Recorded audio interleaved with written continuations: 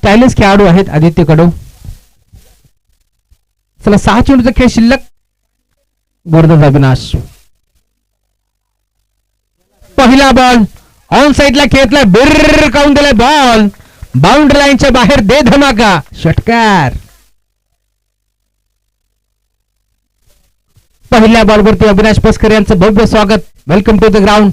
Ball boundary लाईनच्या बाहेर 36 धावा धावफलकावरती जोडल्या गेल्या. चांगल्या टोटलकडे आता वाटचाल करतोय संघ नवीन मिळवली. टॉसिंग केल्यानंतर बॅटिंग घेण्याचा निर्णय त्याने स्वीकारलाय आणि आतापर्यंत चांगली बॅटिंग म्हणावं लागेल या मॅच मध्ये. धनराज मात्र अजूनही मैदानामध्ये खेळतोय, ही जमेची बाजू आहे टीम नवीन बडबिली संघासाठी. इथे देखील फुल टॉस पुन्हा एकदा खेळतला ऑन साइडला सलगचा, दुसरा देखील जाईल बाउंड्री लाईनच्या बाहेर. धनराज मात्र बागाने फोडले डरकाळी, बॉल सीमा पार, षटकार.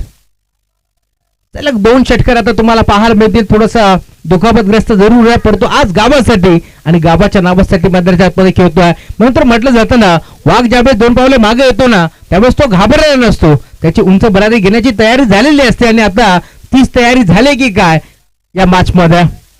वादळापूर्वीची शांतता आपण जरूर पाहिली, परंतु आता धनराजच्या बॅटमधून 2 षटकार आले. धावफलक पुढे सरकेल. टीमची टोटल 42, 42 धावा धावफलकावरती जोडल्या जातील. परंतु अविनाश पस्कर यांच्याकडे क्षमता भरपूर आहे. या मॅच मध्ये ते देखील कमबॅक करतील या शंकात नाहीये. मागील सामना देखील त्यांनी असाच मात्र टीम कोळगाव संघाला बांधून ठेवलं. या मॅच मध्ये देखील कमबॅक करावा लागेल. अनुभव प्रचंड आहे अविनाश पस्कर यांच्याकडे आणि आता तो अनुभव आता इथे पणाला लाभावा लागेल या मॅच मध्ये.